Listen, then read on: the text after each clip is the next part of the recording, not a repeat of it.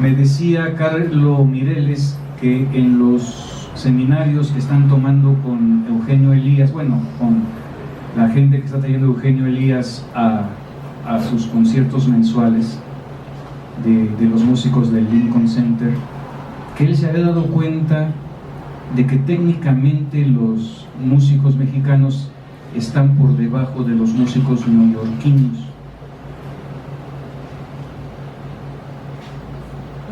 Y a mí me asombró que me dijera eso un baterista mexicano. Pero me asombró todavía más porque sé que ese curso lo está tomando gente tan poderosa técnicamente como Roberto Verástegui o como Gabriel Puentes. Entonces voy a pedirle chance, yo sé que no va a ser fácil, voy a pedirle chance a Eugenio de ir a uno de esos cursos a ver a partir de qué Carlos Mireles estaba afirmando esto. Me da mucha curiosidad, muchísima curiosidad. Hay un colega tuyo que dice que los músicos mexicanos, y no hace excepciones, son solo copias de algún otro del extranjero, y ha tenido muchos espacios radiofónicos y muchos espacios impresos. En fin, es una persona que se supone algo conoce. ¿Sí? Di nombre. No voy a decirlo. No voy a decirlo porque no se trata de encontrar nuevos enemigos, sino se trata simplemente de subrayar que efectivamente, como dice Antonio, los músicos mexicanos están en un nivel técnico comparable al de cualquiera, sobre todo a partir de unos años para acá, que los conservatorios fueron dejados a un lado por quienes pretendían y lograron, muchos de ellos, ser músicos populares. Y las escuelas, que tienen ciclos, a veces hacen un gran trabajo y a veces un poco menos, han logrado hacer una generación de músicos técnicamente muy importantes. Pero desde el punto de vista de la creatividad, pues me queda claro que no, los músicos de México no copian. Probablemente, como sucede en muchos otros ámbitos de la vida, hay el surgimiento de cosas que se parecen, cosas que pueden parecer similares, pero que no son ni con mucho copias.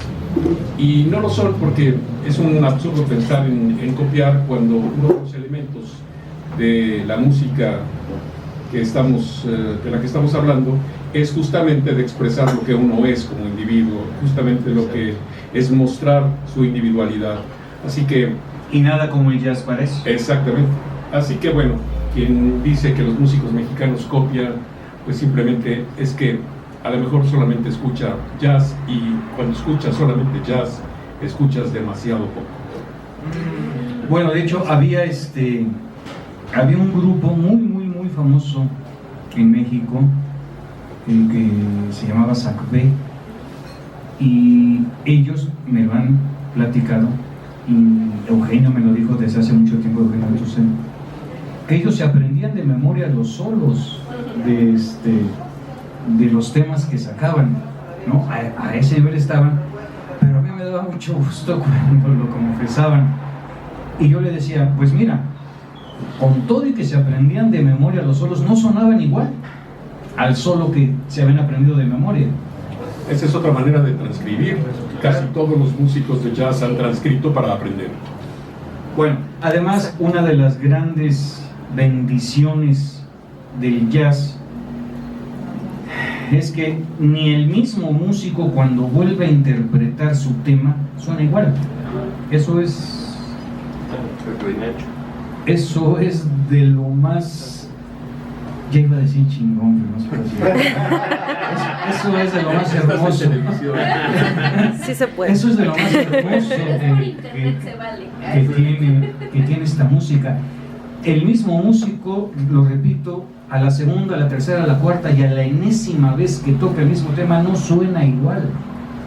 Eso es algo sensacional. Y bueno, ¿qué cambiaría yo? Mil cosas. Lo primero que cambiaría sería la flojera de la gente que gira en torno a los músicos. repito que los músicos de jazz en México siempre han hecho su tarea del 10 plus, de siempre, aun cuando se dedicaban a tocar los estándares con una genialidad como lo hacía Mario Patrón o Chilo Morán o todos ellos, aun cuando hacían eso lo hacían de primerísimo. Pero la gente que los rodea, que los había rodeado, que los rodea, actualmente somos muy flojos, somos gente que le debemos mucho al medio. Yo sería lo primero que cambiaría, no sean huevones, pónganse a hacer su tarea de a de veras.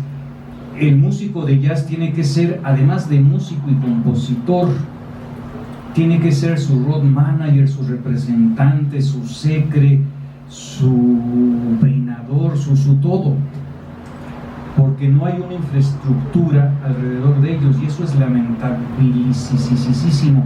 En los últimos tiempos, por fortuna, ha habido gente como Efraín, al que ya mencionamos, que está transmitiendo sin pagar derechos, que está pendiente todo el tiempo de lo que sucede. Eso a mí me asombra tremendamente. Yo cuando quiero enterarme de qué va a suceder, entro a Contratiempo Jazz y sé que ahí va a estar lo que está sucediendo y lo que va a pasar. Y bueno, y es aplicadísimo en eso.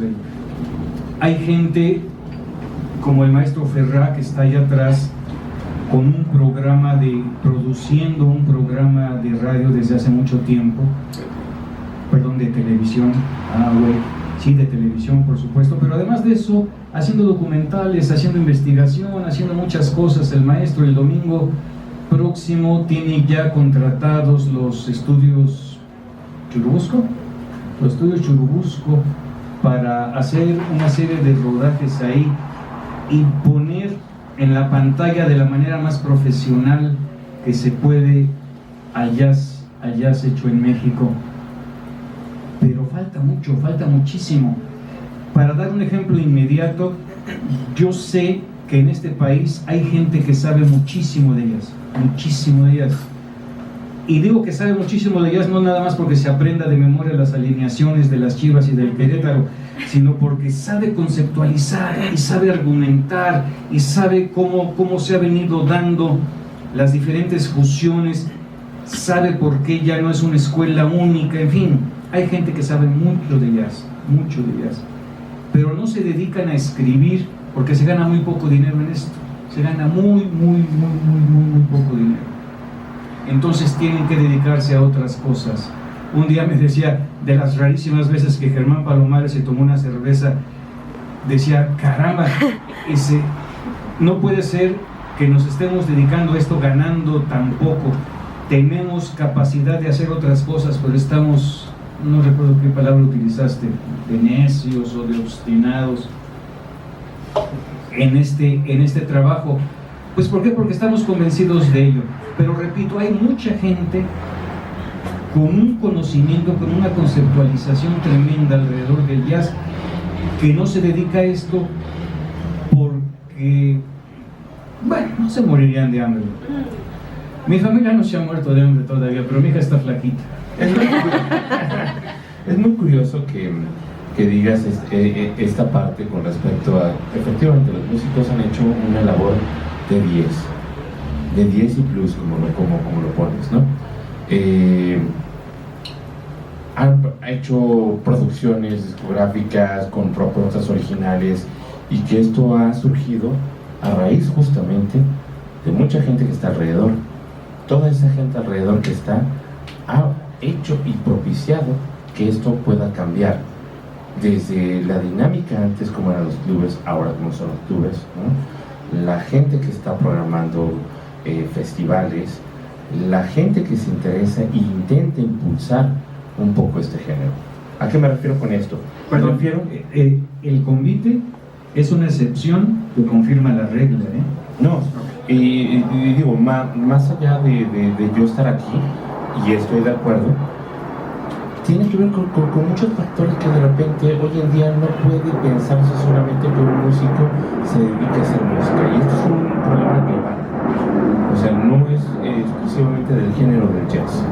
Esto tiene que ver con el rock, con el pop, con todos los géneros que mencionemos aquí, ¿no? El músico, al igual que el restaurantero, al igual que el arquitecto, al igual que el contador, ya no puede quitar una parte que forma ahora la estructura de la cual somos por la tecnología, ¿no? El músico tiene que ser también actor ahora, tiene que ser capaz de producir lo que hace falta para existir, y digo existir, significa estar en las redes sociales. A esto me refiero a que un músico de jazz necesita forzosamente tener una plataforma, fotos, necesita tener videos, necesita tener una biografía actualizada, necesita tener información para que la gente que pueda contratar o que pueda hacer la difusión de esto tenga herramientas por las cuales pueda crecer esa escena, pueda generar un mercado, pueda generar un público realmente. De otra forma, queda prácticamente para un puñado de gente que le interesa este género y que va a la casa del músico y pues lo comparte ahí. Pero al final de cuentas, el músico, y esto lo he discutido con muchísimos músicos, Héctor Infanzón, Iraida, con muchísimos, la importancia es que no se quede a nivel de casa, a nivel de los 10 amigos que rodeamos a eso, sino que crezca. Y para crecer, pues hay una tarea que es cómplice en cada una de las partes de ese engrane, ¿no? Que implica muchas cosas. El otro día leí un artículo que hablaba un poco de, bueno, creo que aquí el jazz nunca va a inundar, nunca va a ser de masas, ¿no? Gracias a Dios. Afortunadamente. Y al final de cuentas también, la gente que escucha jazz tampoco se cierra solamente a escuchar jazz. Casi, me atrevo a decir que en gran porcentaje la gente que escucha jazz es porque le gusta buena música en general, ¿no? Le gustan muchos otros géneros y otros ritmos, ¿no? Entonces ya no hay esa frontera como de esto jazz y esto la otra cosa, se rompe ese tipo de cosas. Y ya se me olvidó. Cuando le puse por primera vez a mi papá, yo me empecé a escuchar jazz por él. Cuando le puse por primera vez un disco de bebop, no recuerdo cuál fue, pero creo que fue algo de Charlie Parker o de Disney, bueno, no me acuerdo, pero le puse un disco de bebop y él, no habían pasado 10 segundos cuando me dijo eso no es jazz. ¿Así? Sí. Déjame decir algo que me preocupa, y que es que apoyar al jazz se ha vuelto una moda.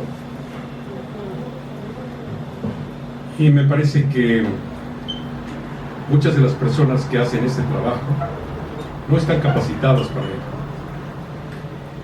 Y para que no digan que estoy hablando de otros, probablemente también esté hablando de mí. No estamos capacitados para realmente hacer el trabajo como debe ser. Muchos de los que tenemos fama de alentar a los músicos, de estar activos en este trabajo, pues no sabemos de música, o no sabemos hablar inglés, o hablamos de los músicos sin conocerlos, o aventuramos opiniones surgidas de quién sabe dónde, menos el talento. Y yo creo que, como decía Edgardo, efectivamente los músicos tienen que hacer un trabajo que no estamos haciendo los que supuestamente ocupamos las plataformas de radio, de televisión o de medios impresos. México necesita una verdadera crítica, y por lo menos en el mundo del jazz esa crítica es inexistente. Somos reseñistas, a lo mejor somos cuates de los músicos. Últimamente no sé por qué la gente gana estatus a través de pasarle el brazo por el hombro a los instrumentistas, A la gente importante. exacto. Y entonces realmente me preocupa, porque no estamos haciéndole un favor ya no digamos al jazz, a la música. Estamos diciendo una serie de cosas que podrían calificarse con palabrotas. Realmente, a veces los que estamos en esto damos pena. Y la verdad es que tendríamos que estar mucho más interesados en nuestra preparación personal antes de ocupar la radio, la televisión, los medios impresos, insisto, porque conozco gente que está y que no debiera estar bajo ninguna circunstancia. Y como dice Antonio, y no quiere dar los nombres. y como dice Antonio, hay mucha gente que no está y que sabe rato largo más que los que sí están. Entonces, eso es preocupante porque, caray, ¿cuándo empezó esta moda de querer hablar de jazz sin saber? ¿Cuándo empezó esta moda de discalentar el jazz trayendo para su molino, no exactamente para el medio musical? En fin, normalmente trato de mantener la calma, pero esto sí, realmente me importa y me incomoda. No te enojes, no te enojes. Aunado a esto que estás diciendo, yo creo que justamente lo importante aquí es saber de dónde venimos. O sea, todo lo que se ha hecho en este camino, hay un sinfín de cosas, nada es generación